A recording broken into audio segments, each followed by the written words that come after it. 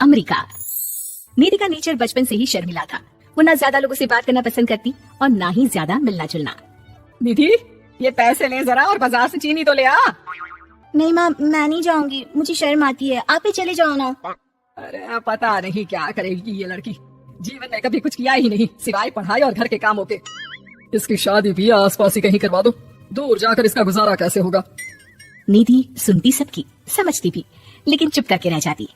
एक दिन पिता के दोस्त अपने परिवार के साथ निधि के घर खाने पर आते हैं। उनकी बेटी बहुत ही स्मार्ट होती है। निधि बेटा, वीणा के साथ बात करो, देखो अंकल की बेटी भी आई है उनके साथ। निधि वीणा के साथ वहीं बैठ जाती है। चलो ना अंदर चलते हैं, यहाँ कहाँ बड़े लोगों के बीच बैठे। निधि माँ की तरफ देखती है और अंदर चली जाती है। वैसे मैंने ना अपना चैनल खुला है, तुम सब्सक्राइब करना उसमें। मैं ना ब्यूटी और फैशन की बात करती हूँ, ये देखो। ओह, इतने सारे लोगों के सामने तुम कैसे इतना बोल लेती हो? मुझे तो बहुत शर्म आती है। अरे शर्म कैसी। खैर, सीधी सादी सी निधि, उसकी शादी हो जाती है राकेश से। राकेश एक स्मार्ट लड़का था, उसे घूमना फिरना पसंद था, लेकिन निधि का शर्मिला व्यवहार वो समझ जाता है। अरे निधि, घर से बाहर क्यों नहीं निकलती? लोगों से मिला जुला करो, तभी तो पता चलेगा ना कि दुनिया कैसी है। क्या करना है पता करके? शादी से पहले पापा और अब आप, ठीक है ना? मुझे ज्यादा दुनियादारी में नहीं पड़ना। निधि की जिंदगी ठीक ठाक चल रही थी। उसके 2 लड़के होते हैं, दोनों को वो पढ़ाती लिखाती, उनका ख्याल रखती। निधि, 25 साल हो गए शादी को, दोनों बच्चे सेटल हैं। हम लोगों ने शहर में 2 मकान भी ले लिए। दोनों की शादी खुद का पता ही नहीं चला कैसे उड़ गया। हाँ ये तो है, मैं खुश हूँ। जिम्मेदारियाँ आती रही, मैं निभाती रही, और क्या चाहिए। देखो, मैंने सोचा है कि अब हम लोग अमेरिका जाकर रहेंगे। यहाँ की जिंदगी तो जी ली, वैसे मुझे वहाँ बहुत अच्छी नौकरी मिल रही है। मैं कैसे चलूंगी, मुझे वहाँ का कुछ नहीं पता। आप तो जानते हैं ना कि मैं घर से बाहर ही कम निकलती हूँ। अरे तो क्या हुआ, वहाँ भी घर में ही रहना है ना, मैं हूँ ना, नौकरी करूंगा। निधि मान जाती है और पति के साथ अमेरिका चली जाती है। माँ, तुम्हारी बहू को बच्चा होने वाला है, तो क्या तुम 2 महीने के लिए यहाँ आ सकती हो? मुझे तुम्हारी बहुत जरूरत है, मैं टिकट भेज देता हूँ। हाँ हाँ, ये तो बहुत खुशी की बात है। मेरा भी मन सबसे मिलने का कर रहा था, पर क्या माँ पर? मैं आऊंगी कैसे?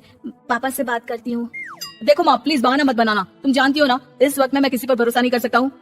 निधि पति को सारी बात बताती है। क्या आप भी चलेंगे? निधि, आने जाने में बड़ा खर्च हो जाएगा, ऊपर से मुझे यहाँ छुट्टी नहीं मिलेगी। बहू पर वक्त ऐसा है कि तुमको तो जाना ही पड़ेगा।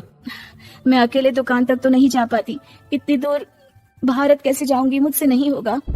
लेकिन सबके कहने पर निधि को जाना ही पड़ता है। एयरपोर्ट में घबराई निधि एक मुसाफिर से कहती है, मैं ना भारत जा रही हूँ, दिल्ली जाने वाली फ्लाइट।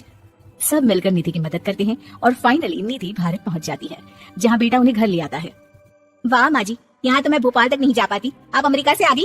भाई चालाकी तो औरतों में होनी ही चाहिए, यहाँ हम बुद्धू के बुद्धू रह गए। निधि इतनी दूर और लंबा सफर करके थक जाती है, वो चुपचाप बैठ जाती है। बैठना नहीं है माँ जी, बच्चा बच्चा पकड़ना है, ये लीजिए। और हाँ, घर का काम तो मैं करूंगी नहीं, जानती है ना शरीर कच्चा सा है, तो मुन्ने को सुलाकर कुछ बना लीजिएगा। निधि को बहू का व्यवहार बहुत बुरा लगता है। जैसी भी थी, पिता और पति की हमेशा लाडली रही थी निधि। निधि बेटे की तरफ देखती है। माँ, वो काम वाली कोई मिल नहीं रही है ना, मैं देखने की कोशिश तो कर रहा हूँ, जैसे ही मिल जाएगी वो संभालेगी सारा काम। अरे कैसी बात कर रहे हो? जब पहले मैंने कहा था कि अमेरिका से इनके टिकट में जो पैसा खर्च कर रहे हो उतने में नौकरानी रख लो, तो नहीं, मेरी बात पर विश्वास नहीं था कि ना कोई मेरे बच्चे को अच्छे से नहीं संभालेगा। अब इनका भी खर्चा और नौकरानी का भी खर्चा। अरे ना जी ना, मैं नहीं संभाल सकती। निधि जैसे तैसे 2 महीने रहकर वापस अमेरिका चली जाती है, लेकिन वहाँ जाते ही जैसे राकेश उसे देखता है, उसके गले लग जाता है। ये क्या हालत बना रखी है निधि, कैसी लग रही हो? खाना नहीं खाती थी क्या हो गया? निधि पति से कुछ नहीं कहती, बस रोती ही चली जाती है। मैं नहीं चाहूंगी कभी भी भारत, आप मुझे हमेशा यहीं रखना अपने पास। राकेश बेटे को फोन करता है। तुम्हारी माँ की जो दुर्दशा करके तुमने भेजा है ना, मुझे पता होता तो मैं अपनी बीवी को कभी तुम्हारे पास नहीं भेजता। पापा, आप तो रीना का नेचर जानते हैं ना, वो माँ पर हावी रहती थी, अब मैं तो ऑफिस चला जाता था, वो माँ पर जुल्म करती है, और माँ भी इतनी सीधी है कि चुपचाप सहती रही। मुझे माफ कर दीजिए पिताजी। खैर, राकेश कहता भी क्या, प्यार दुलार के साथ अपनी निधि को संभालने में लग जाता है। लेकिन कहते ना, वक्त हमेशा एक सा नहीं रहता। अमेरिका में ही राकेश की मृत्यु हो जाती है और निधि अकेली रह जाती है। बड़ा बेटा कहता है, माँ भारत चलो ना, हम लोग साथ रहेंगे।